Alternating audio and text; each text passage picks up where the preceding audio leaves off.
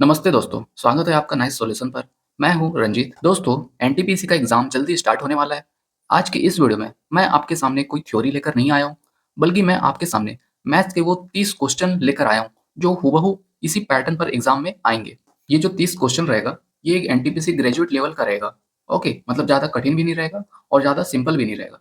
तो मैं चाहूँगा सबसे पहले आप ये क्वेश्चन बनाकर देखिएगा। अगर आपसे नहीं बन रहा है, तो ये यहाँ पे आप सॉल्यूशन देखिएगा। ओके, इस वीडियो को एक टेस्ट की तरह लीजिए और देखिए कि आप इनमें से कितने सवाल कर पा रहे हैं। जो क्वेश्चन आपसे नहीं बनेगा, उसका आप यहाँ पे सॉल्यूशन देख लीजिएगा। ओके, तो चलिए आखिरी समय में अपनी तैयारी को एक बार चेक कर लेते हैं। शुरू करते हैं आज का सैंपल पेपर और देखते हैं पहला सवाल। तो आपके सामने सबसे पहला क्वेश्चन आप देख सकते हैं। तो सबसे पहले मैं आपको क्वेश्चन पढ़ के बताऊंगा। एक बिस्तर का अंकित मूल्य 517 रुपए है, जो क्रय मूल्य से 30% अधिक है। यदि लाभ प्रतिशत 2% है, छूट प्रतिशत ज्ञात कीजिए। तो यहाँ पे आप देख सकते हैं जो दिया है, मैं आपके सामने लिख के देता हूँ पहले। अंकित मूल्य मतलब मार्क प्राइस यहाँ पे दिया हुआ है 517 और दिया हुआ है क्रय मूल्य 30% अधिक है। 30% अधिक है मतलब देखिए यहाँ पे अब हम सीपी निकालेंगे। सीपी क्या हो जाएगा? सीपी हो जाएगा ये 517 बोला है क्रय मूल्य से 30% अधिक है। तो ये क्या है? 30% अधिक है मतलब 130% है। यहाँ से हम 100 से गुणा कर लेंगे तो सीपी आ जाएगा। ओके, ये सीपी हो जाएगा और डिस्काउंट प्रतिशत हमें निकालना है। तो यहाँ पे एक सिंपल फॉर्मूला आप याद रखिएगा। Mark price upon cost price बराबर 100 प्लस माइनस प्रॉफिट या लॉस। जब प्रॉफिट होगा तो प्लस लेंगे और जब लॉस होगा तो माइनस लेंगे, बटे में 100 माइनस डिस्काउंट। अब यहाँ पे एमपी दिया है, ये आप देख सकते हैं। सीपी भी हम यहाँ पे निकाल सकते हैं और यहाँ पे दिया है प्रॉफिट दिया है, तो डिस्काउंट यहाँ से निकल सकता है। तो चलिए फटाफट हम कर लेते हैं। 517 अपॉन सीपी, ये 517 अपॉन 130, ये उसके बाद ये 100 जो है यहाँ पे आ जाएगा। 100 प्लस ये आप देख सकते हैं लाभ दिया है 2%, तो डायरेक्ट हम जोड़ लेंगे 102। 100 माइनस डिस्काउंट, तो इसको हम फटाफट जोड़ लेते हैं, घटा लेते हैं। तो ये कट जाएगा 517 से, ये 0 से 0 कट जाएगा। यहाँ पे नीचे 10 रहेगा और 13 ऊपर चले जाएगा, तो 13/30 हो जाएगा। उसके बाद ये 102 अपॉन 100 माइनस डिस्काउंट, तो यहाँ से हम डिस्काउंट निकाल सकते हैं। तो चलिए फटाफट निकाल के देखते हैं क्या आता है। तो ये आ जाएगा 130, 130 नहीं 1300 माइनस 13D बराबर 102 0, ये आ गया। उसके बाद 3D उधर चले जाएगा, मतलब 13D उधर चले जाएगा। ये घटा लेंगे तो ये मान लेते हैं, चलिए घटा लेते हैं। ये 1 0 2 0 0, 10 में से 2 गया 8, ये 3, ये हो जाएगा 2, 280। अब 280 को 13 से भाग करेंगे तो 13 दूनी 26, यहाँ 2 बचा, फिर 13 एकम 13, उसके बाद दशमलव आ जाएगा। तो यहाँ पे ऑप्शन में भी देख सकते हैं 21.1 कुछ आ रहा है। ओके, ऑप्शन 3 ही आंसर होगा हमारा, आगे सॉल्व करने की जरूरत ही नहीं है ना। तो हमारा राइट आंसर आ जाएगा ऑप्शन 3।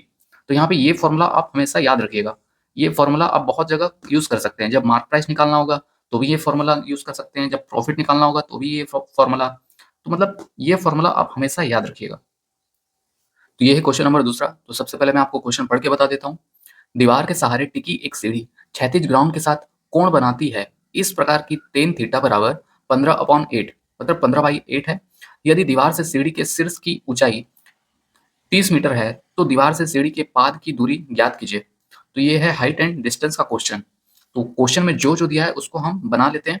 तो सबसे पहले इस वीडियो को रोक लो और इस क्वेश्चन को बनाओ, क्योंकि ये क्वेश्चन अगर जब तक आप नहीं बनाओगे तब तक आपको समझ नहीं आएगा। अगर आपको बन जा रहा है तो आगे बढ़ जाओ, अगर आपको नहीं बन रहा है तो सॉल्यूशन देखो कि कैसे इसका आंसर राइट होगा।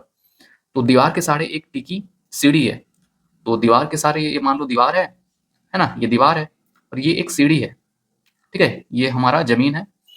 तो क्षैतिज ग्राउंड के साथ कोण बना दिया है, मतलब ये कोण बना रहा है। ये है मान लेते हैं थीटा।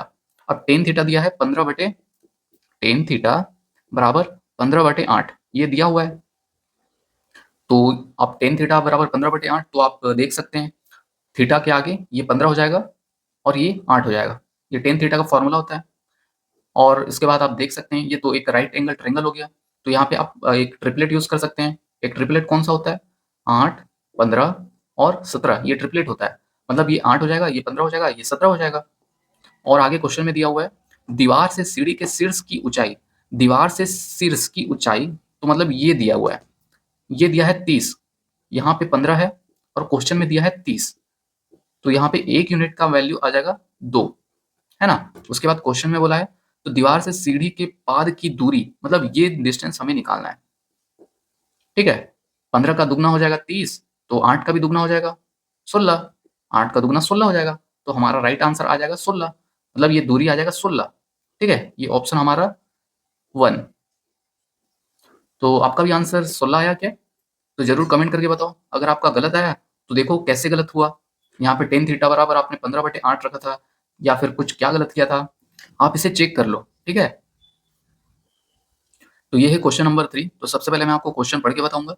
एक विक्रेता ने 1 रुपए में 7 नींबू खरीदे, 75% लाभ अर्जित करने के लिए उसे 1 रुपए में कितने नींबू बेचने होंगे?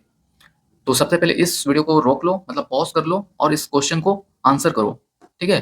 प्रैक्टिस करो, इसके बाद आंसर करो, और साथ में ये भी देखो कि आप कितने मिनट में इसका आंसर निकाल पा रहे हो। तो चलिए मैं इसको आपको ट्रिक से बता दूं देता हूँ।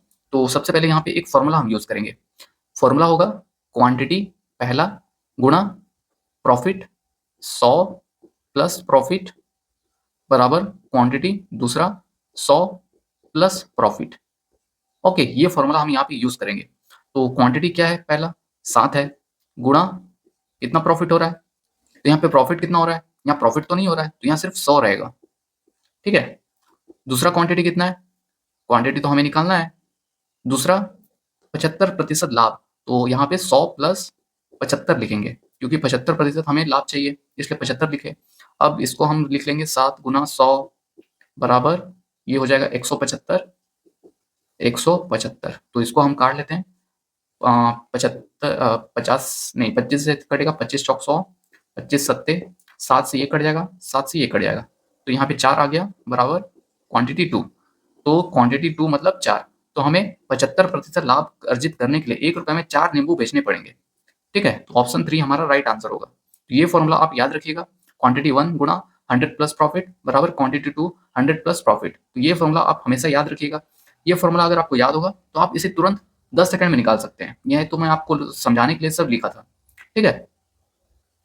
तो आपका भी आंसर 4 आया था। अगर नहीं आया था तो देखो आप कहाँ गलती किए थे। तो चलिए हम नेक्स्ट क्वेश्चन पे बढ़ते हैं।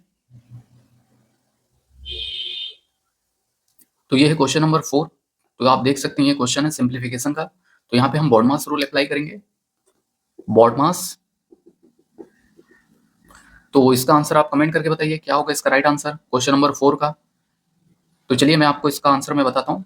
तो यहाँ पे बॉडमास अप्लाई करेंगे तो सबसे पहले ब्रैकेट, ओ मतलब ऑफ, तो ऑफ भी नहीं है ब्रैकेट भी नहीं है, तो यहाँ पे सबसे पहले डिवीजन हम सॉल्व करेंगे। तो ये हो जाएगा डिवीजन, 6 एकम 6, एक बचा 6 दूनी 12, ये प्लस 29 माइनस 30 प्लस 70।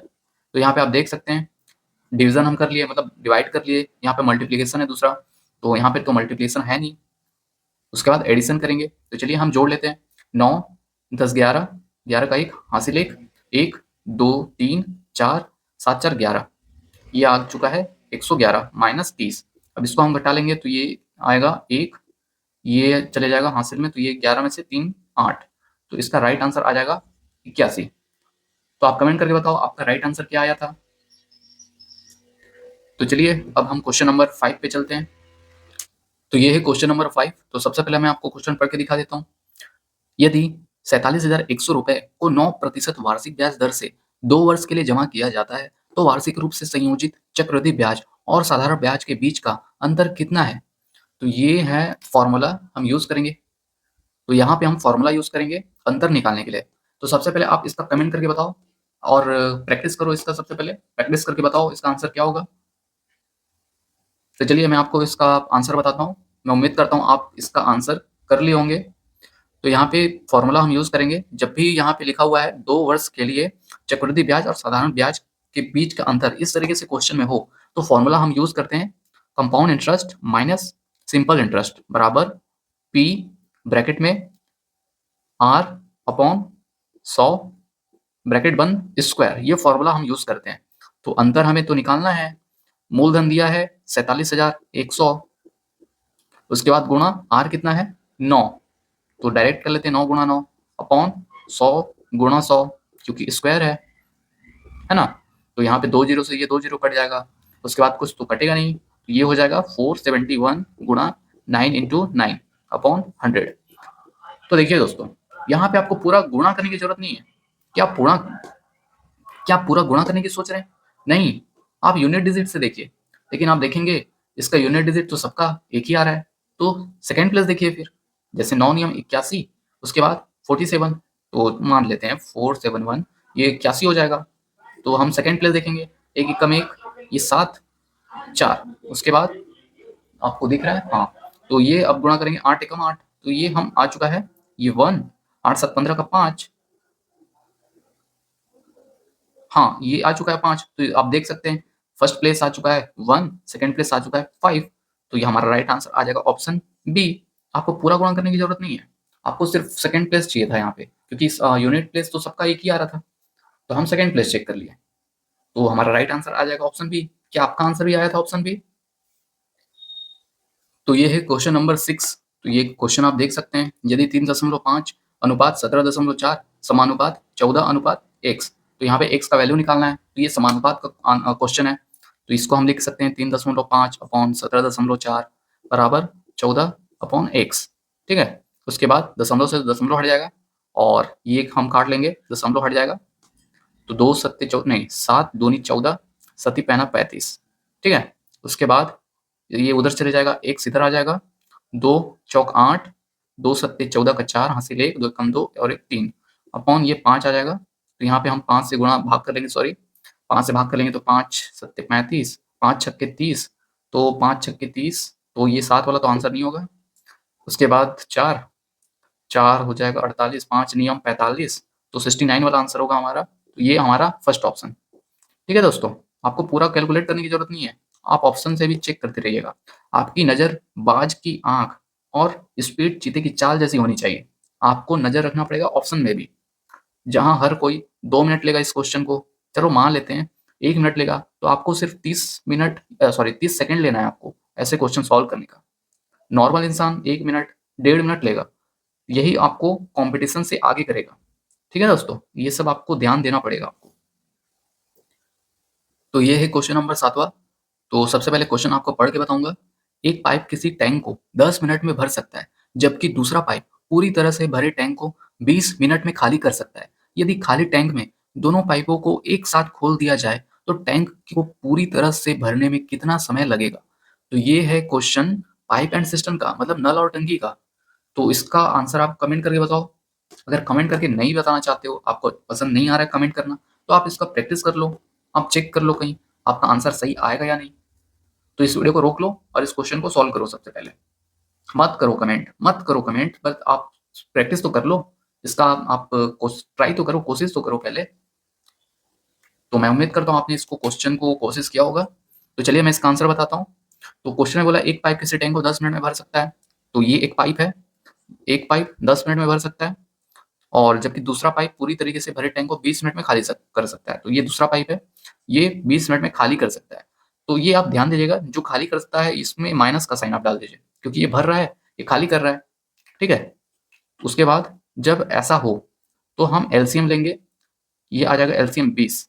अब एलसीएम फटाफट कैसे ले सकते हैं आप, एलसीएम कैसे फास्ट निकालते हैं, इसका आप कमेंट करोगे तो मैं इसका बताऊंगा, या फिर अगला वीडियो मैं बना दूंगा। बट आपको कमेंट करके बताना पड़ेगा, मुझे पता नहीं आपको चाहिए या नहीं, है ना। एलसीएम आप मात्र 2 सेकंड में निकाल सकते हो किसी भी संख्या का। तो एलसीएम हम निकाल चुके हैं 20। अब ये 20 क्या बता रहा है? 20 बता रहा है पूरा टंकी का कैपेसिटी। ठीक है, तो 20 आ चुका है टोटल कैपेसिटी। अब हम 20 को भाग देंगे 10 से, तो आएगा ये 2। ये 2 बता रहा है नल 1 का एफिशिएंसी। वैसे ही 20 को हम भाग देंगे 20 से, तो ये आएगा 1। तो ये एफिशिएंसी बता रहा है 2 का। ठीक है, मतलब 2 मतलब दूसरा नल का। अब क्वेश्चन में बोल रहा है यदि खाली टैंक में दोनों पाइपों को एक साथ खोल दिया जाए तो टैंक को पूरी तरह से भरने में कितना समय लगेगा? तो टैंक का कैपेसिटी था 20। ठीक है, अब इस पूरे टैंक को भरने में कितना समय लगेगा? देखिए, नल एक तो भर रहा था, नल एक खाली कर रहा था, तो जो ये एफिशिएंसी है ना, नल का एफिशिएंसी पहला का था 2, दूसरे का था 1, तो ये 2 प्लस है और ये माइनस में रहेगा ये। ठीक है, क्योंकि ये खाली कर रहा है, तो इसको हम 2 - 1 कर लेंगे, तो ये आएगा 20 अपॉन 1, तो ये आ जाएगा 20 का राइट आंसर आ जाएगा ऑप्शन 3। तो आपका क्या आंसर आया था? क्या आपका आंसर गलत आया? तो देखो आप एनालाइज करो कहाँ आपका आंसर गलत आया। आपको यही समय है दोस्तों, आपका यही समय है एनालिसिस करने का। क्या आप एग्जाम में थोड़ी एनालिसिस कर पाओगे? अभी जितना भी आपके पास समय है, आप देखो कहाँ गलती कर रहे हो। ओके, तो चलिए हम नेक्स्ट क्वेश्चन की ओर बढ़ते हैं। तो ये है क्वेश्चन नंबर 8। तो सबसे पहले मैं आपको क्वेश्चन पढ़ के बता देता हूँ। 10 प्रेक्षणों का औसत 40 है। बाद में पता चला कि एक प्रेक्षण को 50 के स्थान पर गलती से 33 पढ़ लिया गया। सही औसत ज्ञात कीजिए। तो हमें सही औसत निकालना है। तो सबसे पहले जैसा कि मैं आपको बोल रहा हूँ, इस वीडियो को पॉज कर लो और क्वेश्चन खुद से प्रैक्टिस करो। इसका आंसर कमेंट करके बताओ। कमेंट करके नहीं बताना चाहते हो तो आप अपने हाथ में लिख लो, कॉपी में लिख लो इसका आंसर क्या होगा। फिर मैं सॉल्यूशन बताऊंगा तो आप मैच कर लेना। ठीक है, अगर गलत हुआ तो आप चेक कर लेना कैसे गलती हुआ आपसे। तो इसका आंसर देखिए क्या होगा। क्वेश्चन में बोला है 10 प्रेक्षणों का औसत 40 है। औसत 40 है, तो क्वेश्चन में ये समझ में आ रहा है जो आंकड़ा था हमारा 50 के स्थान पर एक संख्या है ना, तो एक संख्या 50 के स्थान पर गलती से 33 पढ़ लिया गया था। मतलब 33 पढ़ लिया गया था कितना? 50 था, है ना, 50 था। अब इसको घटा लेंगे, ठीक है, तो 17, 17 का अंतर आ गया। मतलब 17 ज्यादा आना था। अब 17 ज्यादा आना था बट कितने में आना था? टोटल संख्या 10 था। अब क्वेश्चन में पढ़ लीजिए, टोटल 10 प्रेक्षणों का औसत, है ना, तो ये आ जाएगा 10 से भाग कर देंगे तो ये आ जाएगा 1.7। तो ये 1.7 यहाँ पे हम जोड़ लेंगे 1.7, तो ये आएगा 7.41। तो ये हमारा नया औसत आएगा। तो हमारा राइट आंसर आ जाएगा ऑप्शन 4। तो ये है क्वेश्चन नंबर 9। तो सबसे पहले आप क्वेश्चन देख लीजिए। यहाँ पे लिखा हुआ है 6893.5, या आप देख सकते हैं। तो ये क्वेश्चन सिंप्लीफिकेशन का है। तो इस वीडियो को पॉज करिए और सबसे पहले खुद से कोशिश करिए। ठीक है, तो मैं उम्मीद करता हूँ आपने इसका कोशिश किया होगा और इसका राइट आंसर आपको मिल गया होगा। तो चलिए मैं इसका आंसर कोशिश करता हूँ बताने का फटाफट। तो आप देख सकते हैं ये है, नंबर तो सिर्फ सेम है बट ये बस डेसिमल का खेल है। यहाँ पे डेसिमल के बाद एक संख्या, डेसिमल के बाद दो संख्या। तो यहाँ पे मैं डेसिमल में काउंट करूंगा सबसे पहले। मतलब डेसिमल के बाद कितना डिजिट आ रहा है, 1 2 3 4 5 6। डेसिमल के बाद 6 डिजिट आ रहा है यहाँ पे। डेसिमल के बाद 1 2 3 4 5 6 7 8 9, नहीं, ओहो, 1 2 3 4 5 6 7 8, 8 आ रहा है। मुझे लगता है ये नहीं होगा आंसर। तो इसका देख लेते हैं, 1 2 3 4 5 6 7 8, इसका भी 8 आ रहा है डेसिमल के बाद। इसका गिन लेते हैं, 1 2 3 3 4, इसका सिर्फ 4 आ रहा है। ये आएगा क्या, 1 2 3 3 4 5 6, हाँ ये आ रहा है। तो इसका राइट आंसर होगा ऑप्शन 4। तो आप इसको पूरा मतलब अब गुणा भाग करने मत लग जाना। ये आप ऐसा करोगे तो मान लो 5 मिनट लग जाएगा। पहले इसको करोगे, इसका आंसर लाओगे, फिर इसका करोगे, इसका करोगे, इसका करोगे, तो चारों का आप अलग अलग करोगे तो कम से कम 5 मिनट लग जाएगा। तो आपको सिर्फ यहाँ पे डेसिमल चेक करना था, जैसा कि मैं अभी यहाँ पे किया। डेसिमल के बाद कितना डिजिट था, एक था, यहाँ पे एक था, यहाँ पे 4 था, तो टोटल 6 हो जाएगा। अब जहाँ जिस ऑप्शन में डेसिमल के बाद 6 डिजिट होगा वही आंसर होगा, तो ऑप्शन 6 हमारा राइट आंसर होगा। तो ये क्वेश्चन नंबर 10 है। तो सबसे पहले मैं आपको क्वेश्चन पढ़ के बता देता हूँ। एक व्यापारी को एक शर्ट 950 में बेचने पर 5% की हानि हुई। उसे इसे 1350 में बेचने पर x% का लाभ होगा। तो x का मान क्या होगा? तो यहाँ पे हम इसका कोई शॉर्टकट है क्या? देखिए फटाफट आप पहले सीपी निकाल लो। 950 का बेचा तो हानि हुआ, तो मतलब ये 95 का मान हो गया, है ना, 95%। ये 100%, तो परसेंट परसेंट कट जाएगा, इसलिए सिर्फ 95 लिखा मैं यहाँ पे। तो ये हो जाएगा 95 एकम और जीरो। उसके बाद ये 3 जीरो आ जाएगा एक के बाद, तो ये सीपी आ गया हमारा। फटाफट हम सीपी निकाल दिए। उसके बाद आप बोल रहे हैं 350 में बेचने पर, सॉरी 1350 में बेचने पर। तो आप देख सकते हैं बेचा है 1350 में, तो आप देख सकते हैं 350 का फायदा हुआ और हमें निकालना है एक्स का मान, मतलब प्रॉफिट निकालना है। तो प्रॉफिट हम निकालते हैं सीपी पे। सीपी हम नीचे लिख देंगे, उसके बाद 100 से गुणा कर देंगे। 2 जीरो से ये 2 जीरो कट जाएगा, 1 जीरो से 1 जीरो, तो ये आ जाएगा हमारा 35%। तो इसका राइट आंसर आ जाएगा 35%, ऑप्शन 2। तो आपका भी आंसर सेकंड ऑप्शन आया था क्या? अगर नहीं आया तो आप चेक कर लो कहाँ पे आपने गलती किया। आप फटाफट देख लो और प्रैक्टिस करो। ठीक है, अभी उतना समय नहीं है डीप में जाने का कि ये कैसे आया, वो कैसे आया। ओके, तो चलिए हम अगले क्वेश्चन पे बढ़ते हैं। तो ये है अगला क्वेश्चन। ये शायद क्वेश्चन नंबर 11 होगा या 12, मुझे अभी याद नहीं आ रहा है। तो आप देख सकते हैं क्वेश्चन। तो सबसे पहले मैं क्वेश्चन पढ़ के बताऊंगा आपको।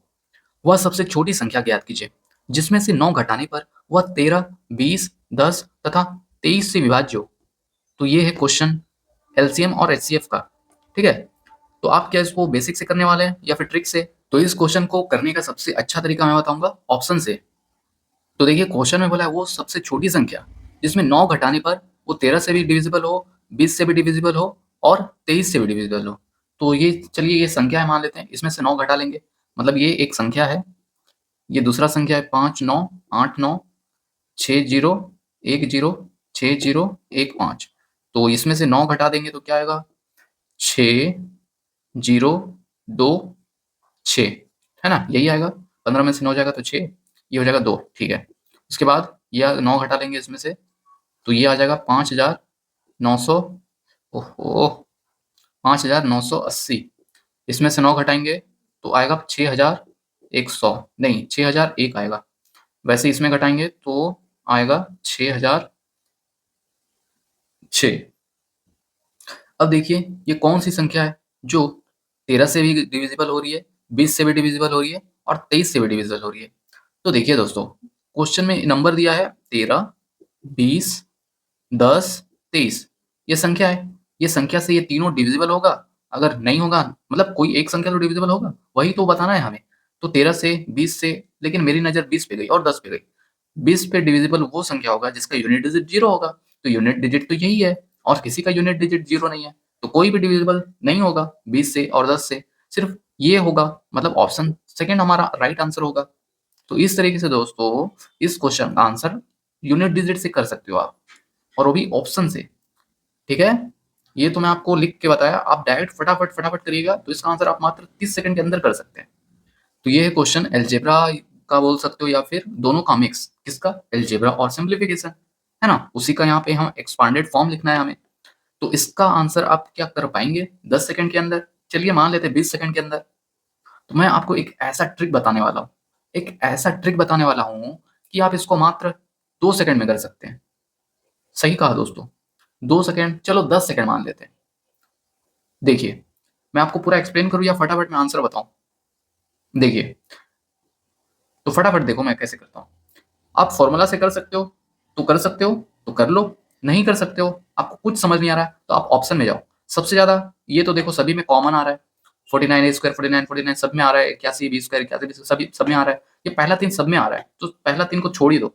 अब देखो ये 3 किसमें 126 ज्यादा बार आ रहा है, मतलब क्या ज्यादा बार आ रहा है, 126 ज्यादा बार आ रहा है, 130 नहीं आ रहा है ज्यादा, तो इसको काट लो, ये ऑप्शन आंसर नहीं होगा। उसके बाद ये वाला सेकंड देखो 67 67 67 67 एक ही बार आ रहा है, 72 2 बार आ रहा है, तो 67 वाला भी काट दो, ये भी नहीं होगा। अब अगला देखो 56 56 66 56, तो क्या ज्यादा आ रहा है, 56 आ रहा है, 66 एक ही बार आ रहा है, तो ये भी काट दो, तो हमारा राइट आंसर होगा ऑप्शन 4। जी हाँ दोस्तों, ऐसे ही करना एग्जाम में, आप मात्र 10 सेकंड में कर सकते हो। सबसे पहले देख लो कौन ज्यादा बार आ रहा है, जो ज्यादा बार आ रहा है और जो कम आ रहा है उसको काट लो। यहाँ पे देख सकते हो 130 एक बार आ रहा है तो कट गया, ये पहले ही हट गया ऑप्शन 2। दूसरा देखो, दूसरे में क्या ज्यादा आ रहा है, 72 ज्यादा आ रहा है, 67 एक ही बार आ रहा है तो इसको काट लो, ये हट गया ऑप्शन 1। उसी तरीके से अगला 56 56 56 66 66 एक बार आ रहा है तो इसको काट लो, ये एक बच गया, तो ये हमारा राइट आंसर होगा।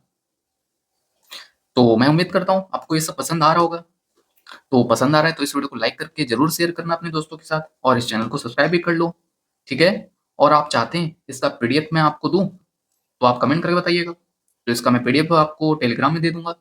अगर आपने टेलीग्राम ज्वाइन नहीं किया है तो इस वीडियो के डिस्क्रिप्शन में या फिर इस चैनल के अबाउट में जाकर टेलीग्राम चैनल देख सकते हैं, तो वहां से आप जुड़ सकते हैं टेलीग्राम में, वहां पे मैं इसका पीडीएफ डाल दूंगा और कुछ अपडेट आएगा तो मैं वहां पे उसका नोटिस दे देता हूँ, ठीक है। तो आपको टेलीग्राम चैनल ज्वाइन कर लीजिए, एक बार फिर चेक कर लीजिए, ठीक है। तो ये है क्वेश्चन नंबर 13। तो सबसे पहले आपको क्वेश्चन पढ़ के बता देता हूँ। यदि एक समलंब चतुर्भुज का क्षेत्रफल 80 सेंटीमीटर स्क्वायर है और समानांतर भुजाएं 13.5 और 6.5 सेंटीमीटर स्क्वायर है, तो उनके बीच की दूरी सेंटीमीटर में क्या होगी? तो ये समलंब चतुर्भुज, आपको मैं सबसे पहले समलंब चतुर्भुज बता देता हूँ क्या होता है। तो समलंब चतुर्भुज कुछ इस तरीके का होता है, ठीक है। इस तरीके का एक समलंब चतुर्भुज है, यहाँ पे दिया हुआ है छोटा वाला 6.5 सेंटीमीटर, बड़ा वाला है 13.5, और इसके बीच की दूरी मान लेते हैं h है। एरिया यहाँ पे दिया हुआ है 80 सेंटीमीटर स्क्वायर। तो हमें क्या निकालना है, हमें उनके बीच की दूरी निकालना है।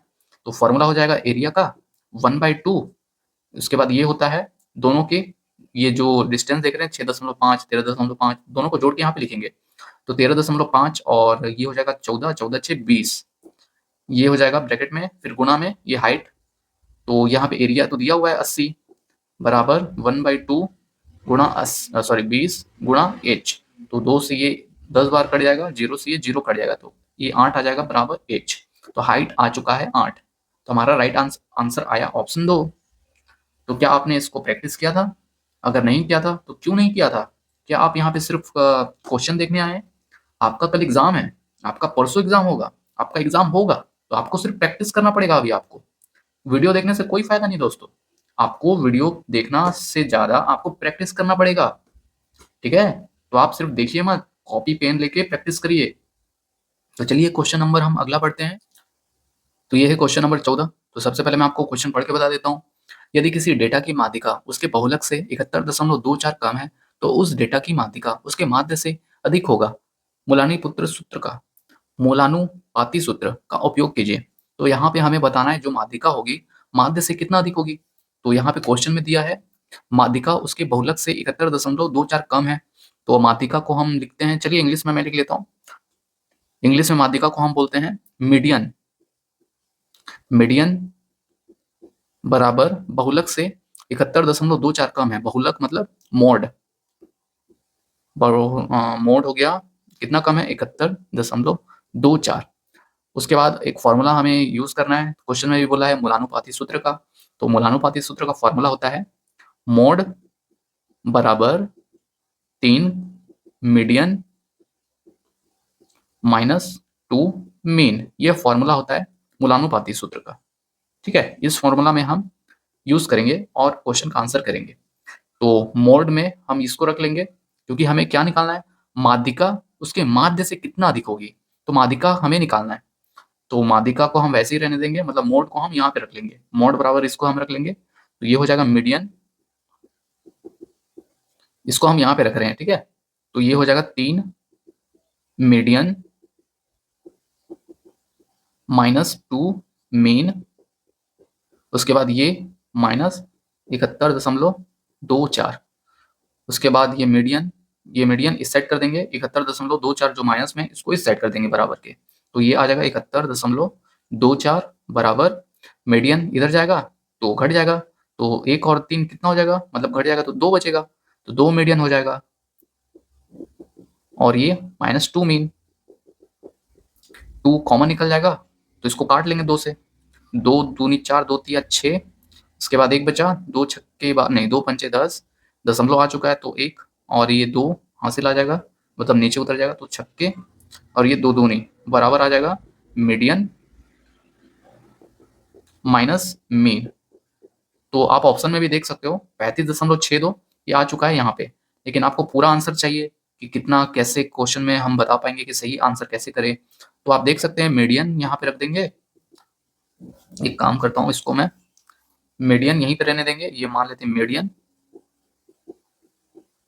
उसके बाद मीन इस साइड आ जाएगा, बराबर की साइड तो प्लस हो जाएगा मीन, और ये पहले से ही है प्लस 35.62, तो ये आ जाएगा हमारा आंसर। तो आप इसको ऐसे पढ़ सकते हैं, और क्वेश्चन में भी यही बोला था जो मीडियन है माध्यिका से कितना अधिक होगा, तो मीडियन जो है माध्यिका से 35.62 ज्यादा होगा, तो ऑप्शन 2 हमारा राइट आंसर होगा। तो देखिए दोस्तों, इसको क्वेश्चन करने का सही अप्रोच तो यही है, बट आपको थोड़ा स्पीड कैलकुलेट करना पड़ेगा, है ना? आपको स्पीड करना पड़ेगा थोड़ा सा, फॉर्मूला आपको यही यूज करना पड़ेगा, ऐसे ही आपको कैलकुलेट करना पड़ेगा, बट आपको स्पीड करना पड़ेगा थोड़ा सा। तो ये है क्वेश्चन नंबर 15। तो सबसे पहले मैं आपको क्वेश्चन पढ़ के बता देता हूँ। ए, बी और सी एक कार्य को क्रमशः 8 दिन, 16 दिन और 24 दिन में पूरा कर सकते हैं। यदि वे एक साथ काम करें तो मूल कार्य का 11 गुना कार्य को पूरा करने में कितने दिन लगेंगे? तो ये समय और कार्य का क्वेश्चन है। तो सबसे पहले आप इसको वीडियो को पॉज करो और इस क्वेश्चन का आंसर करो, प्रैक्टिस करो, ठीक है? और इसका आंसर करो और बताओ इसका आंसर क्या होगा। तो मैं उम्मीद करता हूँ आपने इसका कोशिश किया होगा। तो चलिए मैं आपको बताता हूँ इसका सही क्वेश्चन कैसे करेंगे आंसर। तो यहाँ पे दिया हुआ है ए कोई कार्य 8 दिन में करता है, बी है जो 16 दिन में करता है, सी 24 दिन में करता है। उसके बाद ए बी सी इस तरीके से दिया हुआ है, तो जब भी इस तरीके से हो तो हम टोटल वर्क निकालेंगे। टोटल वर्क निकालने के लिए हम इसका एलसीएम निकालते हैं। तो इसका एलसीएम क्या आएगा, देखिए सबसे बड़ी संख्या का पहाड़ा पढ़िए और वो सबसे छोटी संख्या में जाइएगा, मतलब वो छोटी छोटी संख्या 24 का पहाड़ा में, जो 8 से भी कट जाए, 16 से भी कट जाए, 24 से भी कट जाए, तो वही 24 का और 16 और 8 का एलसीएम होगा। तो कहने का मतलब 24 का पहाड़ा पढ़िए, 24 दूनी 48, क्या 48 8 से जाता है? जाता है। 16 एकम 16, 16 दूनी 32, 16 तिया 48, तो 48 हमारा एलसीएम हो जाएगा। उसके बाद हम इसको भाग देंगे तो ए का एफिशिएंसी आ जाएगा 8 छक 48, 16 एकम 16, 16 दूनी 32, 16 तिया 48, ये बी का एफिशिएंसी हो जाएगा। जो 48 को 24 से भाग देंगे तो ये सी का एफिशिएंसी हो जाएगा। तो अब क्वेश्चन में बोला है यदि वे एक साथ काम करें, ठीक है, मूल कार्य का 11 गुना, तो 48 इसका 11 गुना, ठीक है, इसका 11 गुना, सॉरी ये 11 गुना होगा, ये 11 गुना एक साथ काम करेंगे तो कितने दिन में होगा?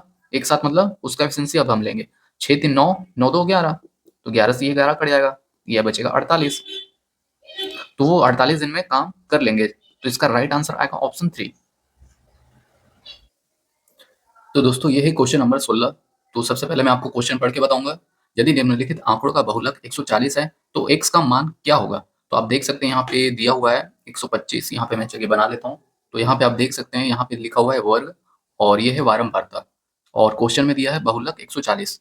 ये क्वेश्चन में ही दे दिया है बहुलक 140। तो हमें क्या निकालना है? हमें x निकालना है। तो यहाँ पे हम फॉर्मूला यूज नहीं करेंगे, हम यहाँ पे एक ट्रिक शॉर्टकट मेथड अपनाएंगे, ठीक है।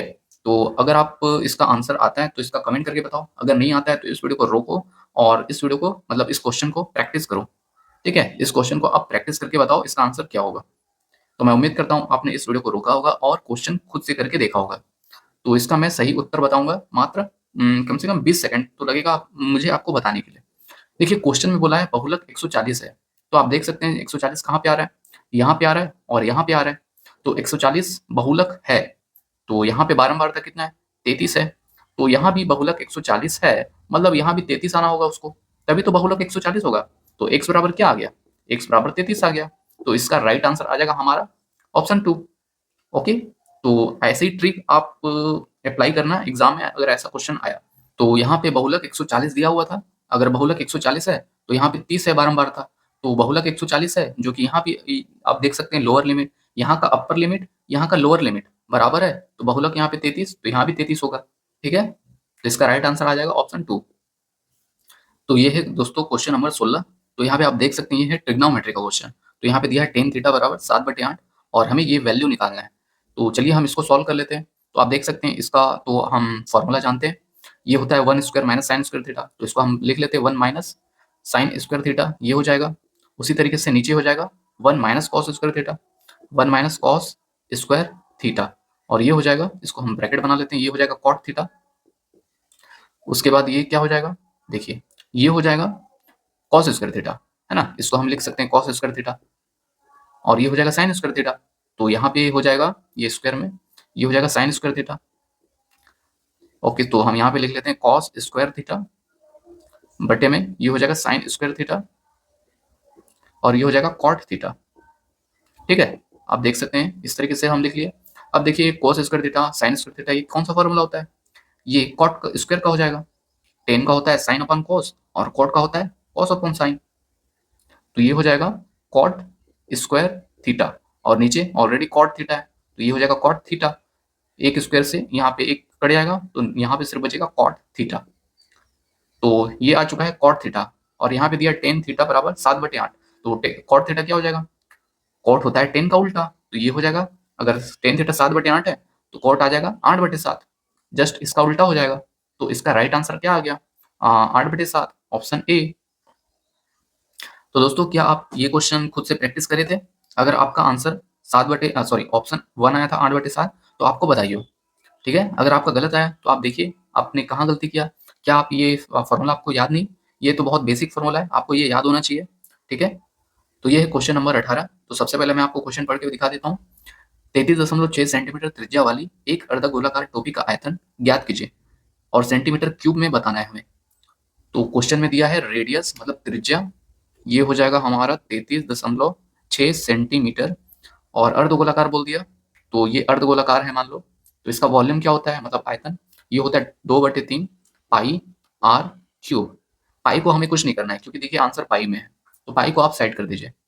तो ये हो जाएगा 2/3, पाई को हम साइड कर दिए, आर कितना है 33.6, इसको हम लिख लेते हैं 33.6 गुणा 33.6 गुणा, इसको हम फिर से साइड कर लेते हैं 33.6 और गुणा पाई। तो आप देख सकते हैं इतना आ रहा है, और इसको हम चलिए काट लेते हैं, पीट लेते हैं। तो यहाँ पे तो देखिए दोस्तों यूनिट डिजिट काम नहीं आएगा, पता नहीं काम आएगा या नहीं, चलिए देखते हैं। क्योंकि यहाँ पे क्वेश्चन में ही बोला है दशमलव के 2 स्थान तक हमें निकालना है, तो डिजिटल सम भी यहाँ पे नहीं आ सकता। तो चलिए काट लेते हैं, 3 एकम 3, 3 एकम 3, 3 एकम 3, दशमलव 3 दूनी, उसके बाद ये हो जाएगा 2 गुणा 11.2 गुणा 33.6 गुणा 33.6 गुणा पाई। अब हमें इसको सॉल्व करना है। देखिए दोस्तों इसमें कोई ट्रिक आप नहीं लगा पाएंगे। आप यहाँ पे यूनिट डिजिट हो सकता है आप लगा लें, और हो सकता है यहाँ पे यूनिट डिजिट तो काम नहीं आएगा, क्योंकि आप देख सकते हैं यूनिट डिजिट दशमलव के बाद कितना डिजिट है, 1 2 3, दशमलव के बाद 3 डिजिट है। तो चलिए काम करते हैं, हम 100 को अलग कर लेते हैं, 100 नहीं 3, क्योंकि यहाँ पे दशमलव के बाद 3 है, तो 3 जीरो नीचे आ जाएगा। तो ये हो जाएगा 2 गुणा 112 गुणा 336 गुणा 336 गुणा पाई। अब इसका कैसे करेंगे आंसर। देखिए दोस्तों यहाँ पे एक मैं आपको रामबाण ट्रिक बता रहा हूँ। यहाँ पे रामबाण ट्रिक क्या है, आप देखिए यहाँ पे ऑप्शन में जब देखेंगे तो दशमलव के बाद 2 डिजिट आ रहा है, बट हम कैलकुलेट करेंगे तो दशमलव के बाद 3 डिजिट आ रहा है। तो यहाँ पे आप देख सकते हैं जो दूसरा डिजिट है सबका अलग अलग है, यहाँ पे तो एक ही है। तो एक काम करते हैं, हम गुणा करते हैं लास्ट के 2 डिजिट तक। अगर 2 डिजिट में से ये दूसरा डिजिट कोई आ गया तो ये आंसर होगा, नहीं तो हमें 3 डिजिट तक जाना पड़ेगा। तो चलिए हम गुणा कर लेते हैं, तो 2 दूनी 4, 2 एकम 2, सॉरी हाँ ये हो जाएगा इसका गुणा, और 336 का गुणा इसमें करेंगे तो ये आ जाएगा 336। हमें सिर्फ 2 डिजिट लेना है, ठीक है। ये हो जाएगा 6 चौक 24 का 4, हासिल 2, 6 दूनी 12, हासिल 13 14 का 4, फिर यहाँ पे 3 चौक 12 का 2, बस इतनी लेना है हमें। तो यहाँ पे अब हम इसको जोड़ लेंगे तो ये आएगा 4, ये आएगा 4 2 6, तो हमें इतना ही चाहिए क्योंकि हम 2 डिजिट से खेल रहे हैं। तो ये आप करेंगे 64 का गुणा 336 में, 336, तो ये हो जाएगा 6 चौक 24 का 4, हासिल 2, 6 6 36 और 2 38 का 8, इसको आप छोड़ देंगे। अब अगला 3 चौक 12 का 2, हासिल 1, लेकिन अब इतना ही चाहिए हमें, तो ये आ गया 4 8 2 0। तो आप देख सकते हैं 0 4, तो यहाँ पे 0 4 आया। अब देखिए अब मैं आपको बता रहा हूँ कुछ कॉन्सेप्ट। तो देखिए दोस्तों जब हम इसका गुणा किए तो लास्ट में 0 4 आएगा, और यहाँ पे कुछ ना कुछ आएगा, और बट्टे में 1000 आएगा। तो जब हम दशमलव लगाएंगे तो यहाँ से 3 दशमलव लग जाएगा, मतलब 3 डिजिट के बाद यहाँ पे पहला, दूसरा और तीसरा, है ना। यहाँ पे कुछ ना कुछ डिजिट होगा, बट देख सकते हैं आप ऑप्शन में यहाँ पे अगर 4 होगा तो उसका दूसरा ऑप्शन क्या होगा, 0 होगा, तो ये तो ऑप्शन नहीं होगा। यहाँ पे आप देख सकते हैं अगर 4 यहाँ पे होगा उसके बाद 0 होना चाहिए, ये भी नहीं होगा। यहाँ पे देख सकते हैं अगर यहाँ पे 4 होगा उसका सेकंड यूनिट डिजिट 0 है, तो यही हमारा आंसर हो जाएगा, ठीक है। ऐसे क्वेश्चन में देखो दोस्तों आपका टाइम लगेगा, लेकिन आपको यही कॉन्सेप्ट यूज करना पड़ेगा। जब आपके पास समय हो तो आप पूरा टाइम लीजिए। तो ये है क्वेश्चन नंबर 19। तो सबसे पहले मैं आपको क्वेश्चन पढ़ के बता दूंगा। 72 किलोमीटर पर आवर की चाल से चलने वाली ट्रेन ए को विपरीत दिशा में 63 किलोमीटर पर आवर की चाल से चलने वाली ट्रेन बी को पूरी तरह से पार करने में 24 सेकेंड लगते हैं। ट्रेन बी की लंबाई ट्रेन ए की लंबाई की 1.5 गुनी है। ट्रेन बी पुल को 51 सेकेंड में पूरी तरह से पार करती है। पुल की लंबाई कितनी है। तो देखो दोस्तों ये क्वेश्चन हो सकता है आपको थोड़ा सा टफ लगे, लेकिन यहाँ पे बहुत सारा कॉन्सेप्ट यूज हो रहा है। यहाँ पे रिलेटिव स्पीड का भी कॉन्सेप्ट हो जाएगा, 2 ट्रेन एक दूसरे को क्रॉस कर रहे हैं तो वो भी कॉन्सेप्ट यहाँ पे लगा हुआ है, और साथ में पुल का भी कॉन्सेप्ट है यहाँ पे। देखिए जब भी ट्रेन एक दूसरे को क्रॉस करता है, यहाँ पे देखिए कितने समय में क्रॉस करेगा, यहाँ पे समय लिखेंगे हम, टाइम ऑफ क्रॉसिंग। यहाँ पे सी मतलब टाइम ऑफ क्रॉसिंग, ऊपर में होता है लेंथ ऑफ ट्रेन, मतलब दोनों ट्रेन को जोड़ देते हैं, लेंथ ऑफ ट्रेन 1, या फिर यहाँ पे 1 और 2 इस तरीके से। और देखिए जब भी स्पीड जोड़ते हैं और घटाते हैं, यहाँ पे कब जोड़ेंगे और कब घटाएंगे, जब एक दूसरे के विपरीत होंगे तब जोड़ेंगे, और जब एक ही दिशा में होंगे तो घटाएंगे। तो यहाँ पे आप देख सकते हैं दोनों एक दूसरे के विपरीत है तो जोड़ देंगे, speed of train 1 plus speed of train 2। तो यहाँ पे टाइम ऑफ क्रॉसिंग का फॉर्मूला हम यूज करेंगे, तो दिया है 24 सेकेंड। लेंथ ऑफ ट्रेन और दोनों का कितना है, तो यहाँ पे आप देख सकते हैं ट्रेन ए ट्रेन बी जो लेंथ है, क्वेश्चन में बोला है ट्रेन बी की लंबाई ट्रेन ए की लंबाई से 1.5 गुना है। अगर यहाँ पे ये x है तो ये 1.5 x गुना हो जाएगा, तो टोटल लेंथ कितना हो जाएगा 2.5 x, तो ये हो जाएगा 2.5 x दोनों का डिस्टेंस।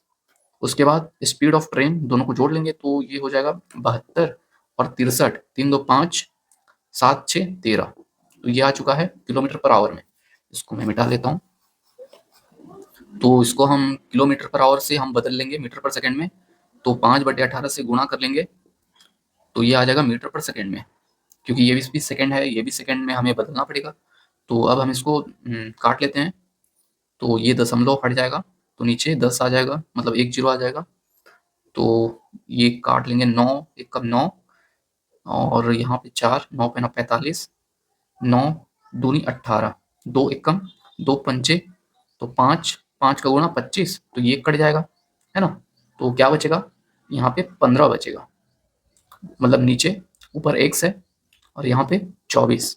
तो x बराबर आ जाएगा 15 चौक 60 का शून्य हासिल 6, 15 दूनी 30 और 6 36। तो x बराबर आ गया 36। और 36 क्या था, 36 था डिस्टेंस, यहाँ पे आपको मैं लिख के दिखाया था। तो x था यहाँ पे ये a का डिस्टेंस, मतलब एक ट्रेन का डिस्टेंस, वैसे ही यहाँ पे था 1.5x इसका था। तो x बराबर 360 आ गया, 360 आ गया ट्रेन a की लंबाई, और इसका 1.5 गुना 360 का 1.5 गुना आ जाएगा, ये एक 10, हाँ 1 जीरो से 1 जीरो, 15 पच्चीस 75, 15 छक्के 90 का शून्य हासिल 9, 15 तिया 45 और 9 54। तो 540 ट्रेन बी का लेंथ आ गया। तो ये अब हम ये निकाल चुके हैं ट्रेन ए और ट्रेन बी का लेंथ। तो एक काम करता हूँ, इसको मिटा लेता हूँ। अब हम प्लेटफॉर्म का लेंथ निकालेंगे। तो क्वेश्चन में बोला है ट्रेन बी पुल को 62 सेकेंड में पार करता है। तो यहाँ पे ट्रेन का पार करता है ट्रेन 62 सेकेंड में, और यहाँ पे लेंथ ऑफ ट्रेन और लेंथ ऑफ प्लेटफॉर्म जोड़ेंगे, और जो ट्रेन पास कर रहा है मतलब क्रॉस कर रहा है उसका हम यहाँ पे स्पीड लेंगे। तो यहाँ पे ट्रेन बी का स्पीड हो जाएगा 63 किलोमीटर पर आवर। अब इसको हम बदल लेंगे 5/18 से, तो ये आ जाएगा मीटर पर सेकंड में, मीटर पर सेकंड में। तो इसको हम काट लेंगे, 9 दूनी 18, 9 सत्ते 63। अब हम इसको गुणा कर लेंगे तो ये इसको गुणा कर लेंगे तो ये आप 2 नीचे है, ध्यान दीजिएगा। तो यहाँ से हम 7 का गुणा करेंगे, 7 दूनी 14 का 4 हासिल 1, 7 6 42, 7 दूनी 14 का 4 हासिल 1, 7 6 42, 1 43 गुणा 5 भट्टे में 2 आ जाएगा। तो इसको हम गुणा कर लेते हैं, चलिए फिर काट लेते हैं। यहाँ पे लेंथ ऑफ ट्रेन यहाँ पे 540 हम निकाल चुके हैं, और लेंथ ऑफ प्लेटफॉर्म को जोड़ेंगे तो 2 दूनी 4, 2 कम, यहाँ पे 1 बचा, 2 सत्ते 14, तो 5 सत्ते 35 का 5 हासिल 3, 5 एकम 5, 5 3 8, 5 दूनी 10, ये आ चुका है 540 प्लस लेंथ ऑफ प्लेटफॉर्म। तो यहाँ पे 540 माइनस कर लेंगे तो 5, 8 में से 4 गया 4, 10 में से 5 गया 5, तो लेंथ ऑफ प्लेटफॉर्म आ चुका है 545। तो इस तरीके से हम लेंथ ऑफ प्लेटफॉर्म निकाले, जो कि आया है ऑप्शन 2। तो दोस्तों मैं उम्मीद करता हूँ ये क्वेश्चन आपको समझ में आया, और ये भी मैं जानता हूँ कि ये क्वेश्चन आपको थोड़ा सा टफ लगा होगा, लेकिन आप इस क्वेश्चन को इंपॉर्टेंट करके रखिएगा, क्योंकि ये क्वेश्चन पूछा हुआ था एनटीपीसी में। तो सबसे पहले आप ये फॉर्मूला याद रखिएगा, ठीक है, ये फॉर्मूला याद रखिएगा। तो इसी फॉर्मूला को यूज करके आप इस क्वेश्चन को सॉल्व कर पाएंगे। तो ये है क्वेश्चन नंबर 20। तो चलिए सबसे पहले मैं आपको क्वेश्चन पढ़ के बताऊंगा। 4,800 रुपए को पी, क्यू और आर के बीच इस प्रकार बांटा गया कि पी का 6 गुना बराबर क्यू का 3 गुना और आर का 8 गुना है। तो आर का हिस्सा ज्ञात करें। तो सबसे पहले हम रेशियो निकालेंगे। तो क्वेश्चन में दिया है पी गुणा 6 बराबर क्यू गुणा 3 बराबर आर गुणा 8। तो सबसे पहले हम रेशियो निकालेंगे पी क्यू आर का। तो देखिए पी क्यू आर का हम रेशियो निकालने के लिए पी को ढक लो और ये दोनों का गुणा कर लो, तो 8 या 24। फिर क्यू का निकालना है तो क्यू को ढक लो, 8 का गुणा 6 से तो 8 6 48। फिर आर को ढक लो, अगर आर का निकालना है तो ये दोनों का गुणा कर लो, तो 6 3 18। उसके बाद काट लो, कैसे कटेगा, 12 से नहीं 6 से कटेगा, 8 से कटेगा क्या, नहीं 6 से कटेगा, 6 चौक 24, 6 8 48, 6 3 18। तो ये आ चुका है 4:8:3, ये रेशियो आ चुका है। अब हमें निकालना है आर का हिस्सा। तो टोटल कितने में बट रहा है, 4,800, टोटल कितना है 8 4 12, 12 3 15, और हमें किसका निकालना है, आर का। तो ये हो जाएगा 3। तो आप यहाँ पे 3 का मल्टीपल भी देख सकते हो। तो 3 का मल्टीपल कौन सा है, ये है, 4 1 5 ये नहीं है, 5 1 6 मतलब 8 5 13 1 14 ये भी नहीं है, 8 1 9 ये है और ये है। तो चलिए हमें सॉल्व करना ही पड़ेगा लग रहा है। 15 कम 15, 15 दूनी 15 45, 3 बचा, 15 दूनी 30, 0, तो 320 का गुणा करेंगे 3 से, तो ये आ जाएगा 0, 3 दूनी 6, 3 दिया 9, तो ये आ चुका है 960। तो ऑप्शन 4 हमारा राइट आंसर हो जाएगा। तो ये है क्वेश्चन नंबर 21। तो सबसे पहले मैं आपको क्वेश्चन पढ़ के बताऊंगा। महेश 35 रुपए प्रति केजी की दर से 10 केजी चावल खरीदता है और 46 प्रति केजी की दर से 38 केजी चावल खरीदता है। वह मिश्रण को 43.5 प्रति केजी की दर से बेचता है, उसका हानि ज्ञात कीजिए। तो सबसे पहले इसको आप खुद से प्रैक्टिस करो। तो इसका मैं चलिए बताता हूँ। तो ये हो जाएगा सीपी हम लिखेंगे, मतलब कॉस्ट प्राइस, मतलब क्रय मूल्य। यहाँ पे क्वांटिटी लिखेंगे और प्राइस। तो पहले खरीदा था 10 केजी और 35 केजी के हिसाब से बेच रहा है, 35 रुपया प्रति केजी से। उसके बाद ये पहला हो जाएगा। दूसरा यहाँ पे 46 रुपए कितना खरीद रहा है, 38 केजी। ठीक है, तो यहाँ पे हम टोटल करेंगे तो 300 प्राइस में केजी को गुणा कर देंगे तो आ जाएगा 350। तो टोटल 350 रुपया उसका खर्चा हो गया, मतलब इतना खरीदा। वैसे ही 38 गुणा 46 कर लेंगे तो ये हो जाएगा, इसका गुणा कर लेते हैं हम, 38 गुणा 46, 8 छः 48 का 8, हासिल 4, 3 छः 18, 18 4 22, 8 चौक 32, 2 2 4, 3 2 5, यहाँ 4 आ चुका है, हासिल बचा 5, 3 चौक 12, 3 चौक 12 5 17, तो आ चुका है 1748। 1748 मतलब 38 रुपया के हिसाब, 38 केजी खरीदा है 46 रुपए के हिसाब से, तो टोटल इतना खर्चा आया। तो टोटल सीपी कितना आ गया, तो टोटल हम कर लेंगे तो ये आ जाएगा। तो टोटल क्वांटिटी आ जाएगा 48 किलो, और टोटल प्राइस आ चुका है ये 8, 5 4 9, 7 3 10 का शून्य, हासिल 1, 1 और 1 2, मतलब इतना खर्चा आया खरीदने में उसका। और बेच कितने में रहा है, बेच रहा है मतलब सेल कर रहा है। क्वेश्चन में बोला है, आप देख लीजिए, 43.5 इतना रुपया में बेचेगा पर केजी के हिसाब से। बट हमें बेचना कितना है, खरीदा 48 में तो बेचेगा भी 48, है ना। 48 जब खरीदेगा तो उतने ही बेचेगा, तभी तो हम प्रॉफिट निकाल सकते हैं कितना हो रहा है, या फिर लॉस निकाल सकते हैं। तो टोटल हम इसको कर लेंगे। तो टोटल करेंगे कैसे, इसका गुणा करेंगे। तो 48 गुणा 43.5, तो सबसे पहले हम 43 का गुणा कर लेंगे 48 से, तो ये आएगा 48 गुणा 43, 8 या 24 का 4 हासिल 2, 8 या 24 का 4 हासिल 2, 4 या 12, 13 14, 8 चौक 32, 4 5 6 हासिल 3 और 1 4, तो यहाँ पे 4 बचा हासिल, 4 चौक 16, 4 20।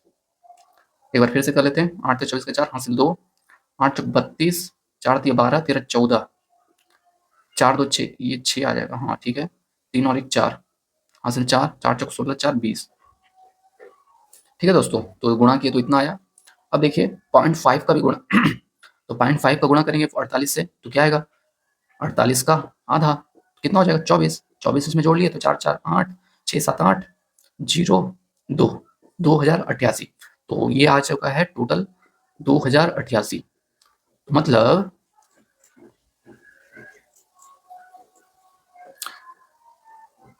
मतलब 48 केजी खरीदा 2098 में और बेच रहा है 48 केजी कितने में, 2088 में। तो आप देख सकते हैं इसको तो नुकसान हो रहा है 10 रुपए का, है ना।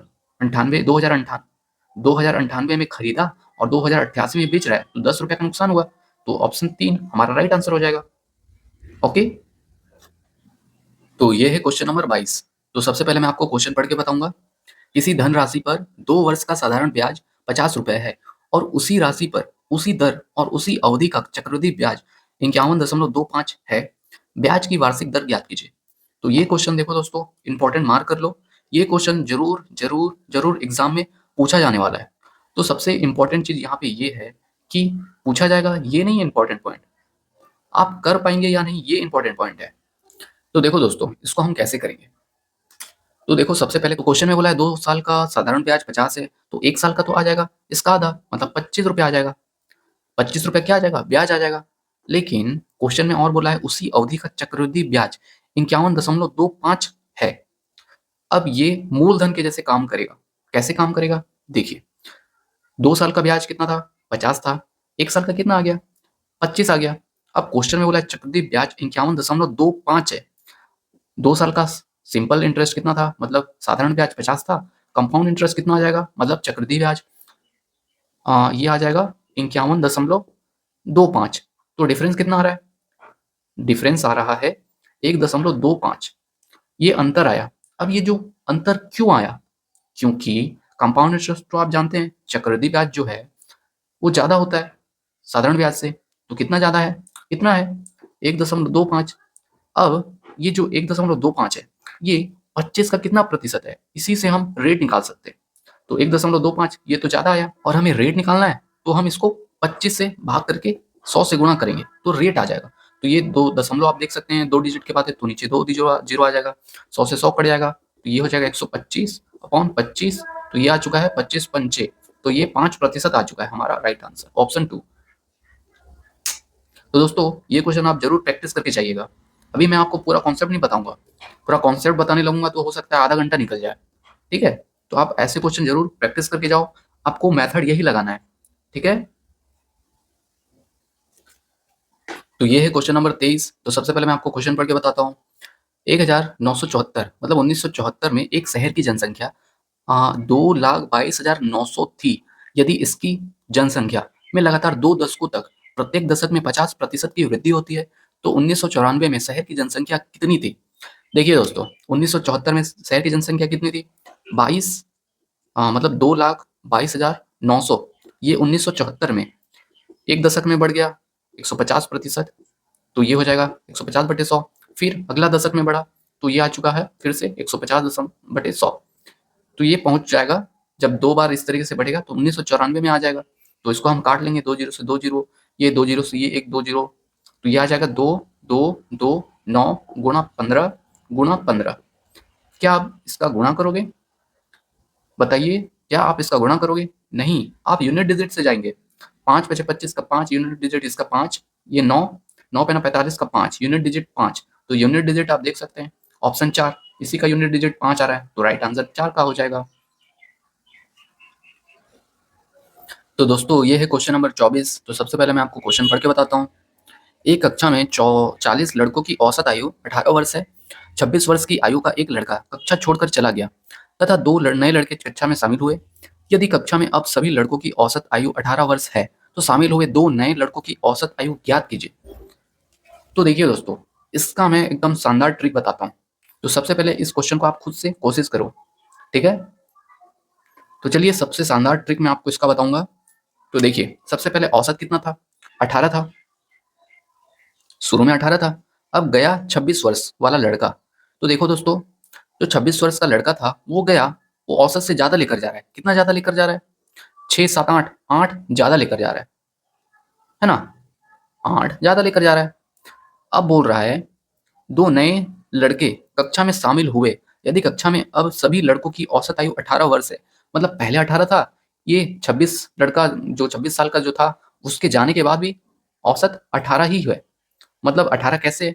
जो नए लड़के आए ये 18 तो लेकर आए और साथ में 8 लेकर आए, मतलब ये एक लड़का का था। 2 लड़का का क्या हो जाएगा? 36 हो जाएगा। ओके, 36 हो जाएगा। और ये 8 ज्यादा लेकर गया था, ये लड़का 8 ज्यादा लेकर गया। जब औसत बराबर है तो इसको 8 और ज्यादा ही लेकर आना पड़ेगा, तो 8 इसमें जोड़ देंगे तो 36 8 कितना हो जाएगा? 44। ये दोनों का आ जाएगा, मतलब 2 नए लड़के जो आए हैं उनका टोटल हो जाएगा। तो यहाँ पे क्वेश्चन में बोला है औसत निकालना है, तो औसत को ये मतलब इसको हम 2 से भाग कर देंगे तो 2 दूनी तो 22 वर्ष एक लड़के का आ जाएगा। तो ये आ जाएगा हमारा ऑप्शन 4। तो इसी तरीके से ऐसे क्वेश्चन को आप ट्रिक से सॉल्व कर सकते हो मात्र 30 सेकंड से। अब ये है क्वेश्चन नंबर 25। तो सबसे पहले क्वेश्चन पढ़ के बताऊंगा मैं आपको। पूजा और रितु एक व्यवसाय में 4:1 के अनुपात में निवेश करती है। यदि कुल लाभ 1480 है तो पूजा और रितु को प्राप्त लाभों में कितना अंतर है? तो क्या आप इसको मात्र 10 सेकंड में कर सकते हो? बताओ, क्या आप इसे 5 सेकंड में कर सकते हो या फिर चलो 10 या 20 सेकंड के अंदर? तो करके बताओ। देखो दोस्तों, इसका आंसर मात्र आप 10 सेकंड में कर सकते हो या फिर आप बिना कोई कॉन्सेप्ट लगाए भी कर सकते हो। देखो क्वेश्चन में बोला है जो व्यवसाय है कितने अनुपात में लोग इन्वेस्ट कर रहे हैं? 4:1 में। और क्वेश्चन में बोला है जो लाभ होगा उसका अंतर निकालना है। तो जो इन्वेस्टमेंट होता है वही अगर समय बराबर हो तो प्रॉफिट भी इसी अनुपात में होगा। तो हमें क्या निकालना है? इनका रेशियो निकालना है। तो जो इनका रेशियो कितना आ रहा है? 3 आ रहा है, तो जो 3 से डिविजिबल होगा वही हमारा आंसर होगा। तो आप देख सकते हैं 8 8 8 8 24, ये 3 से डिविजिबल है, ये हो सकता है। क्या ये हो सकता है? तो क्या ये हो सकता है? नहीं, ये 3 से भाग नहीं जाएगा। क्या ये जाएगा? अरे 8 8 16, 16 7 25, ये भी नहीं जाएगा। क्या ये जाएगा? 9 3 जाएगा, बस ये नहीं जाएगा, तो ये भी नहीं होगा। तो ऑप्शन 1 हमारा राइट आंसर होगा। तो ये है क्वेश्चन नंबर 26। तो आप देख सकते हैं यहाँ पे ये है अलजेब्रा का क्वेश्चन। तो क्वेश्चन में दिया हुआ है x प्लस 1/x बराबर 4। तो हमें निकालना है x square plus 1/x square. तो ये दोस्तों सबसे सिंपल क्वेश्चन में से एक है। तो हमें सिर्फ करना क्या है, x प्लस 1/x ये दिया है 4, तो हमें करना है 4 का स्क्वायर, कितना आ जाएगा 16, और 16 में से 2 घटाएंगे तो ये आ जाएगा 14। देखिए दोस्तों यहाँ पे प्लस है इसलिए यहाँ पे घटाएंगे, अगर यहाँ पे माइनस होता तो जोड़ते, यहाँ पे प्लस है अभी तो इसलिए घटा रहे हैं। तो इसका आ जाएगा answer x square plus 1/x square बराबर 14, ऑप्शन 2। तो ये है क्वेश्चन नंबर 27। तो सबसे पहले मैं क्वेश्चन पढ़ के बताऊंगा फिर से। एक बेलनाकार छड़ का बाह्य वक्र पृष्ठीय क्षेत्रफल 4500 सेंटीमीटर स्क्वायर है। यदि छड़ की लंबाई 62 सेंटीमीटर है तो छड़ की बाह्य त्रिज्या दशमलव के 2 स्थानों तक क्या होगा। तो ये है मान लेते हैं ये है मान लेते हैं छड़, है ना, इस तरीके से कोई छड़ है, ये गोलाकार है, ठीक है। यहाँ पे दो क्या निकालना है हमें, ये लंबाई दिया हुआ है, ये टोटल लंबाई है 62 सेंटीमीटर, हमें निकालना है इसका त्रिज्या, ठीक है। तो इसका फॉर्मूला हो जाएगा, यहाँ पे दिया है वक्र पृष्ठीय क्षेत्रफल। वक्र पृष्ठीय क्षेत्रफल मतलब कर्व सरफेस एरिया दिया है 4500 सेंटीमीटर स्क्वायर, और इसका फॉर्मूला होता है कर्व सरफेस एरिया का 2πr/h, ठीक है, ये फॉर्मूला होता है। तो ये हो जाएगा 4500, यहाँ पे हम रख लेंगे, ये हो जाएगा 2 गुणा 22/7, ये हो जाएगा, रेडियस दिया है नहीं, ये तो हमें निकालना है, हाइट यहाँ हो जाएगा यहाँ पे 62। तो चलिए हम इसको काट लेते हैं, 2 और यहाँ पे 2 है तो 4 से कट जाएगा, 4 एकम 4, 4 एकम 4, फिर से 1 बचा, 4 दूनी 8, 2 बचा, 4 पंचे 20, तो ये तो कट चुका है, यहाँ पे 11 आएगा। फिर ये आप देख सकते हैं, अब लग रहा है हमें कैलकुलेट करना पड़ेगा। तो यहाँ पे हम यूनिट डिजिट लगा सकते हैं क्या, या डिजिटल सम। तो चलिए हम पूरा कर लेते हैं, क्योंकि यहाँ पे यूनिट डिजिट काम नहीं आएगा, क्योंकि दशमलव के 2 स्थानों तक बोला है, तो हमें पता नहीं दशमलव के बाद कितना आएगा। तो हम इसको गुणा कर लेते हैं, सती पैना 35, सती पैना 35 का 5 हासिल 3, 7 दूनी 14, 3 17 का 7 हासिल 1, 7 एकम 7 और 1 8, 7 एकम 7, तो ये आ चुका है 7875। इसको हम भाग करेंगे, 11 दूनी 22 का 2 हासिल 2, 11 6 66 और 2 68, तो इसको हम भाग करेंगे तो 68 ये एक बार में जाएगा, तो 6 8 2। तो आप देख सकते हैं जिसका यूनिट पहला डिजिट 1 होगा तो सभी में आ रहा है। तो ये 7 में से हो गया 5, 8 में से 8 0, 7 में से 6 गया 1, हासिल आ गया 5, फिर से एक बार में जाएगा, है ना, 2 बार में जाएगा तो ये 6 दूनी 12 ही चले जाएगा, तो नहीं होगा, तो ये ऑप्शन कट गया। तो ये हो जाएगा 1 682, तो 5 में से 2 गया, 5 में से 2 गया 3, को दिख रहा है ना, देख लीजिएगा अच्छे से, 5 में से 2 गया 3, और ये 15 में से 8 गया 7, और यहाँ पे एक हासिल चले गया था तो 9 में से 6 गया 3, उसके बाद यहाँ पे दशमलव आ जाएगा 1 0। अब हम किससे गुणा करें, 3 से करेंगे नहीं, चलिए 5 6 से करके देखते हैं, 6 से करेंगे, 6 दूनी 12, 6 दूनी 12 का 2 हासिल 1, 6 48, 1 49 का 9 हासिल 4, 6 6 36 और 4 40। तो आप देख सकते हैं ये 4092 ज़्यादा आ रहा है, तो 6 से नहीं जाएगा, ये 5 से जाएगा। तो 5 से कौन सा है ऑप्शन, ये 11.5। तो हमें पूरा नहीं करना है, आप ऑप्शन भी चेक करते रहिएगा। 11 तक आ चुका था, दशमलव दशमलव के बाद 5 आ रहा है, 6 में तो आ ही नहीं रहा है, और वैसे भी 6 ऑप्शन में ये तो है, बट ये ज़्यादा हो जा रहा है 3730 से, तो ये नहीं जाएगा, 5 में जाएगा, तो ऑप्शन हमारा 1 हो जाएगा राइट आंसर। तो दोस्तों ऐसे ही ट्रिक्स के लिए इस चैनल को सब्सक्राइब कर लीजिए और बेल आइकन को भी दबा दीजिए, ओके। तो ये है क्वेश्चन नंबर 28। तो सबसे पहले मैं आपको क्वेश्चन पढ़ के बताऊंगा। 13 पुरुष और 3 महिलाएं किसी कार्य को 7 दिन में पूरा कर सकती है, और 5 पुरुष 6 महिलाएं उसी कार्य को 18 दिन में पूरा कर सकती है। कितनी महिलाओं का कार्य एक पुरुष के कार्य के बराबर है। तो क्या आप इसका आंसर कर सकते हैं? अगर कर सकते हैं तो इसका आंसर जल्दी कमेंट करके बताइए। तो जल्दी कमेंट करके बताइए इसका आंसर। तो चलिए मैं आपको इसका आंसर पूरा अच्छे से बताता हूँ। तो यहाँ पे 13, यहाँ पे मैं थोड़ा सा, तो यहाँ पे 13 पुरुष को मैं यहाँ पे एम से दर्शा रहा हूँ, 13 पुरुष और 3 महिलाएं, महिलाओं को मैं वुमेन से दर्शा रहा हूँ। ये लोग कोई कार्य करते हैं 7 दिन में, ठीक है, और इसी कार्य को करते हैं 5 पुरुष, 5 पुरुष मतलब 5 मैन प्लस 6 वुमेन। ये लोग कितने दिन में करते हैं, ये 18 दिन में करते हैं, ओके। तो हम चलिए रेशियो ले लेते हैं। तो यहाँ पे कुछ कट तो नहीं रहा है, ये नहीं कट रहा है। 7 तेरह सत्ते 91 मैन प्लस 7 या 21 वुमेन बराबर 18 पंचे 90 मैन प्लस 18 छिक 108 वुमेन। तो ये आ जाएगा इधर, तो ये हो जाएगा 1 और ये इधर चले गया, तो 21 से हम 8 में से 1 गया 7 और यहाँ पे 10 में से हो गया 8, तो 87 वुमेन। तो मैन वुमेन का रेशियो आ जाएगा 87/1। तो ये तो रेशियो आ गया, मतलब एफिशिएंसी बोल सकते हो आप। मतलब कोई काम जो है वुमेन एक दिन में करेगी तो मैन 87 दिन ले लेगा। तो क्वेश्चन में क्या बोला था, कितनी महिलाओं का कार्य एक पुरुष के कार्य के बराबर है, तो ये तो 87 आ गया ना, है ना। ये आप देख सकते हैं 87 आ गया। मतलब कोई काम जो महिला एक दिन में करती है तो ये तो 87 दिन ले लेगा। तो कितनी महिलाओं का कार्य एक पुरुष के कार्य के बराबर है, तो 87 हमारा राइट आंसर आ जाएगा, ऑप्शन 4।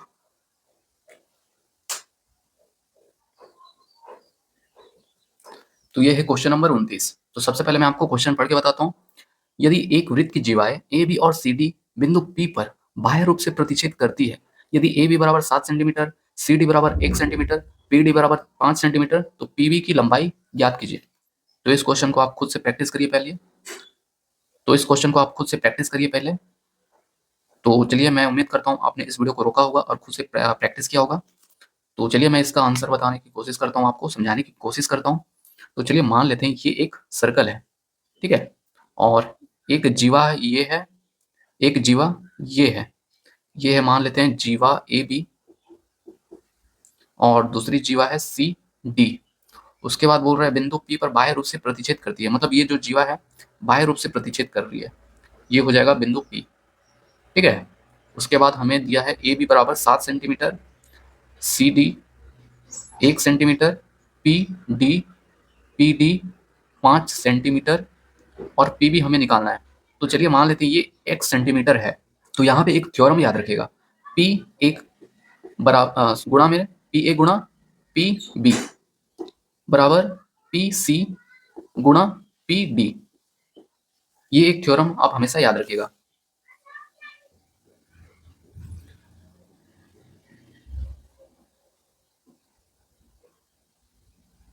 तो यहाँ पे पी ए बराबर क्या है, पी ए बराबर ये हो जाएगा 7 + x, पी बी कितना हो जाएगा, पी बी x हो जाएगा बराबर पी सी कितना है, पी सी 5 और 1 6 गुणा पी डी ये 5 हो जाएगा। तो इसको हम सॉल्व कर लेते हैं, तो ये हो जाएगा 7x + x² बराबर 6 पंजे 30। तो ये हो जाएगा x² + 7x - 30। तो ये एक क्वाड्रेटिक इक्वेशन बन गया है। तो चलिए हम इसको सॉल्व कर लेते हैं, आपको यहाँ पे नॉलेज भी हो जाएगा कि इसको कैसे हम सॉल्व करते हैं। तो सबसे पहले देखिए, हमें इस तरीके से गुणा करना है, 30 का गुणा करना है किसी दो संख्या का, हमें इस तरीके से गुणा करना है कि उसको जोड़ने पर 7x आए।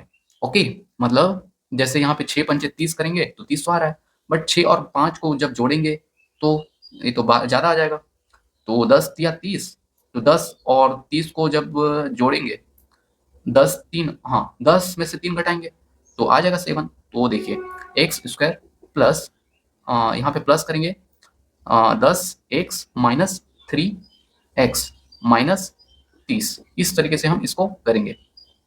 अब देख सकते हैं 10x - 3x जब हम इसको जोड़ेंगे तो 7x आएगा और इसको हम कॉमन निकालेंगे तो x कॉमन निकल गया, तो यहाँ बचा x + 10।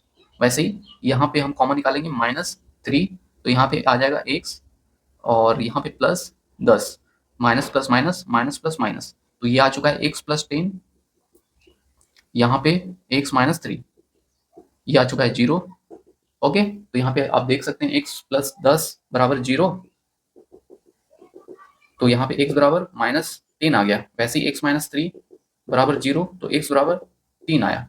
तो x बराबर 3 आया और x बराबर -10 आया, बट -10 यहाँ पे नहीं हो सकता, नेगेटिव वैल्यू नहीं हो सकता, तो x बराबर 3 आएगा। तो यहाँ पे x बराबर आ चुका है 3, मतलब पीवी की वैल्यू आ चुकी है, 3। तो राइट आंसर कौन सा हो जाएगा, ऑप्शन हो जाएगा ऑप्शन 2। ओके, तो ऐसे क्वेश्चन आप ऐसे ही अप्रोच करना, बट इसको थोड़ा सा और स्पीड में करना, ठीक है।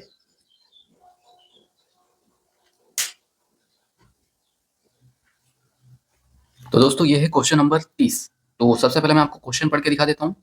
दो संख्याओं का योग 20 है और उनका गुणनफल 96 है, तो उन दोनों संख्याओं का अंतर क्या होगा? तो इसका आंसर आप कमेंट करके बताइएगा।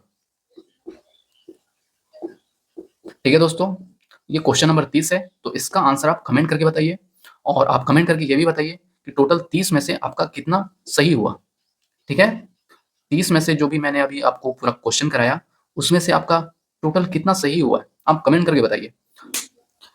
तो ये था सैंपल पेपर 1। तो अगर आप चाहते हैं रीजनिंग का भी सैंपल पेपर आपके सामने लेकर आऊँ, तो आप ज़रूर कमेंट करके बताइएगा। और साथ में ये भी बताइएगा टोटल 30 में से आपका कितना सही हुआ, ओके? और आप ये भी बता सकते हैं कि आप क्या रीजनिंग का भी सैंपल पेपर चाहते हैं? अगर चाहते हैं तो आप ज़रूर बता सकते हैं।